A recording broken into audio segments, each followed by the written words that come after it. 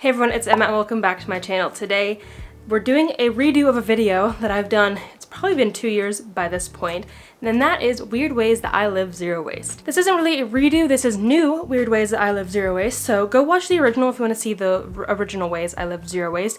I still do them, don't worry. But before we jump in, I just want to point out that I don't think these are weird. They are normal for me, they are normal for anyone to do, but they're just kind of weird by society standards. But also, I feel like living sustainably, living eco-friendly, living a low-impact lifestyle, gardening, composting, that's all deemed weird by society. In general, a zero-waste lifestyle is pretty weird, but these are like to the extreme a little bit. Some are a little gross. I will warn you now, nothing is disgusting like that'll make you queasy or anything. It's not that bad, but just know that some of these things that I do are a little weird. But if you do any of these, you do anything that you deem weird, it's not weird to me. Just know that. But I would love you to leave the weird ways that you live zero waste down below. Maybe I can incorporate some more weird ways into my zero waste routine. And then let me know what you think about my weird ways that I live low waste. Anyway, with all that out of the way, let's go ahead and jump right in. We're going to kind of go room by room in my house and talk about the weird ways I live low waste. Also, real quick, I just did an update of another video that I made a year ago, and that is non-aesthetic ways I live zero waste. I will leave both the original and the new version linked in the cards above and in the description below, but definitely go check those out as well because those are pretty weird too.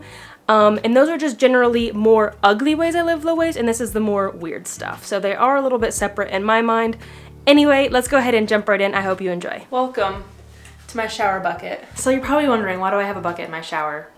I also have buckets in my kitchen sink, and that's because I catch my gray water. I'd say we catch probably 95% of it. The only stuff we don't catch is like from brushing our teeth and washing our hands, just because I can't fit a bucket under the sink. And you know, I'm not to the point where I'm that weird yet where I'm gonna wash my hands in the shower and brush my teeth in the shower. I mean, I guess I could. Maybe I will. Maybe that'll be in part 3. We'll see. But we just put the bucket under there. It ultimately just catches like whatever drips from the faucet while the head is running, and then sometimes the water that runs off of us falls into the bucket. But it's mainly for the kitchen because I'm washing dishes all day long. I do a lot of cooking, so I catch all the gray water and use it to water our landscaping because we're already really limited with how much water we can use to water our outdoor plants because we're in a major drought here in Las Vegas. So I thought, might as well repurpose that water from washing my, can of chickpeas and just pour it on my plants. So far, I've had no issues with it. If you do this, just be very careful. Don't put anything too acidic or too salty on your plants. But like, if you're rinsing out your cup of coffee and then the rest of your bucket is full of plain water, that's not gonna be acidic enough to harm your plants. Okay, so this is a weird way that I do my makeup. I only ever put on mascara for filming videos, and my eyelash curler broke a couple years ago, and you can kind of see it. My eyelashes, they go straight, which is fine. I don't really care, except for when I have mascara on. I'm like, they need a little bit of curl. So I just use my fingers and then I just sit here for like 30 seconds, a minute, until they have a little curl to them. Now they don't really stay. That's the problem. You can already see the difference as opposed to what it was like 10 seconds ago. But like they don't stay. And I don't want to buy another eyelash curler just to do my mascara once a week. So yeah, this gets the job done. Another weird way that I live low waste. I'm warning you now, this one is a tiny bit gross. Just a tiny bit. I keep this on my bathroom counter. Now, what is this exactly? That is pieces of tissue, cotton swabs, and hair. So I've been cutting my own hair for like almost a year and a half at this point. I just kind of trim it whenever it gets too long, or if there's like a long piece that I missed last time, and I put it in this jar. Probably wondering why. Because all these things are compostable. And the best way for me to collect this and then remember to take it to my compost is to just put it in a little jar on my counter, and then I take it out whenever it gets full. Obviously, like, I would put this away if we had someone visiting, but also if someone was visiting, I don't think they would come in my bathroom anyway because we have a guest bathroom. And if someone sees this, I'll probably just think it was normal for my house because I am that weird. But yeah, I also collect, like when we do Denahi's, when we brush him or shave him, we keep all of his, we shave him outside. And then I put that in the compost as well. So that's something pretty new to my zero waste life, is composting things that otherwise I would have thrown away, like this stuff. And I do so by putting a little jar on my counter.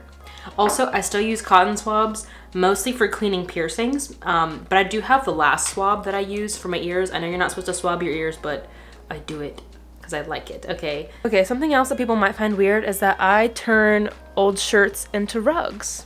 instead of donating them. I don't donate them because there are things like shirts from my high school gymnastics and cross country team, they're blood donation shirts, things people probably aren't going to buy at the thrift store, things that might not even make it onto the floor of a thrift store because they're personalized. They are for a high school that is not in Las Vegas. Like, no one's even gonna know what that high school is. So instead I turn them into something useful. Another way that I think I live zero waste weirdly is I don't really use lights during the day. Obviously this is also just really practical. It saves us a lot of money, but we just use sunlight. We get lots of sun here in Vegas, so we're really taking advantage of it for line drying our clothes and then also just not really using electricity during the day, with the exception of filming, because no one wants to watch a video like this. I mean, maybe you do, but I just think it just looks so much better. Okay, another one I think I mentioned, I didn't turn the light off. I think I mentioned it in part 1 of the weird ways I live low waste, but I wear my clothes multiple times before washing them. Here's where it gets weird. I have this little pile right here. That is my not quite dirty but not quite clean pile. Like, my clean stuff obviously goes in my dresser and in my closet, and then the dirty stuff goes in the hamper. So I don't really have a good method.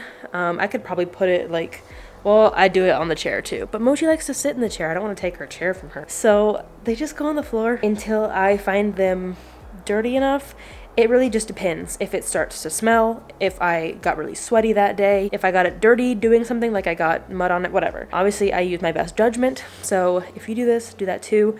You don't want to go around being all smelly, but also you don't need to wash your clothes after every wear. I put on this shirt strictly to film. I wore these pants to run errands and to sit in the house all day. They don't need washed for doing nothing, if that makes sense. And then similar to that, and I think I also touched on this in the first iteration, is I don't shower every day with the same logic. If I get dirty, if I get sweaty, if I smell, I'm gonna shower. But if I just sat at home working on videos all day, there's really no need to shower. I don't smell. I didn't get hot or dirty, so why waste the water? And obviously, again, use this to your discretion. If you just feel gross not showering, that's fine, but I don't. I'm also like really into camping and backpacking where I have to go days without showering while also being sweaty and dirty, so not showering while still feeling fresh is fine for me. This one more, I think zero wasters will find weird, and that is I still use a lot of plastic. Now, do I consume a lot of plastic? No, not anymore. And that's where it comes in. I still use plastic. Here's what I mean. I do consume some plastic, like yogurt. I upcycle the tubs. But a lot of our Tupperware, like, we got these as a wedding gift, and when we went zero waste, we thought, oh my gosh, how wasteful would it be to throw these out? Yes, I know there are health implications to using plastic, so I'm sure not to heat up those containers, I don't put hot food in them, etc. But a lot of zero wasters would find that weird that I didn't switch to metal or glass, but I find it more wasteful to throw those away and then buy something in metal just for the sake of being zero waste. I think this is just as zero waste, though it might be a little bit weird to some people. Okay, I don't know if I mentioned this in the last one or not either, but I still eat vegetables and fruits that have gone bad. Now what I mean is this potato has sprouted a little bit. I just cut those pieces off. I cut any bruises off. I still eat it. Same with apples. If an apple has a bruise, cut it off, eat it. Banana, cut it off, eat it. I do have exceptions. If it is moldy, it depends on the size, honestly. If it's like a foot-long cucumber, I'll just cut off about 6 inches and then eat the 6 inches that were fine. If it's a small, like, strawberry or an orange and it's moldy, I'll put the whole thing in the compost. But for the most part, if the produce is a little bit damaged but not completely inedible, I'll just cut off the bad part and still consume it in order to prevent food waste, and of course to compost the bits that aren't good. That's it. Those are the weird ways that I live eco-friendly lifestyle. Let me know again what ways you live zero waste in a weird way down below. If you're new here, don't forget to hit subscribe. I talk about all sorts of things zero waste, focusing on free, easy, and fun ways to live low waste and practical ways to be an activist. And as always, if you enjoyed this video, don't forget to give it a thumbs up. It does help support this channel and helps us to reach more people and show everyone that you don't have to live zero waste in an aesthetic way. You don't have to be perfect to live zero waste. You can live zero waste exactly how you want to, whether it's weird, ugly, pretty, or anything in between. And if you'd like to support me in another way, I do have a Patreon linked in the description of all of my videos. Thank you so much to my current patrons. Your support means the world to me. Some things that we do in Patreon is we have monthly video chats. We get to know each other. We get to chat about our zero waste lifestyles. We do giveaways, and we do behind the scenes videos. But if there's anything else you'd like to see from me on Patreon, I'm definitely open to more options if something else kind of floats your boat a little more than those things. Anyway, thank you so much for watching. I really appreciate your time, and until next time, remember that your small actions have a big impact in the long run. Bye, guys. Oh, it's still recording. Oh, is it on manual? Auto, please. Here we go. I still don't know if it's, I think it's a left hand. Bye guys. But I mean, I start with 2, so I should end with 2.